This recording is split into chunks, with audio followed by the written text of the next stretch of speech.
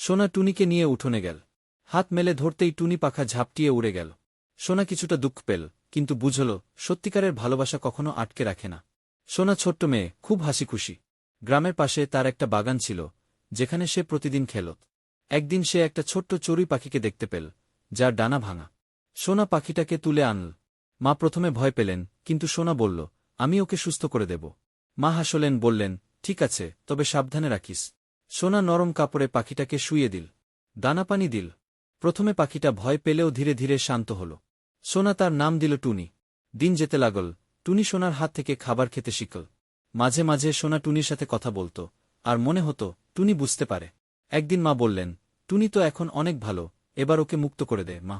সোনা মন খারাপ করল, কিন্তু বুঝতে পারল টুনিরও নিজের আকাশ দরকার। পরের দিন সোনা যখন বাগানে খেলছিল, হঠাৎ টুনিকে দেখতে পেল। সে উড়ে এসে সোনার হাতের কাছে বসল, যেন বলছে, আমি ফিরে এসেছি বন্ধু। এরপর থেকে টুনি প্রতিদিন আসত, সোনার মাথায় বসত, গুনগুন করে ডাকত। বন্ধুত্ব কখনো দূরে যায় না, যদি সেটা সত্যি হয়।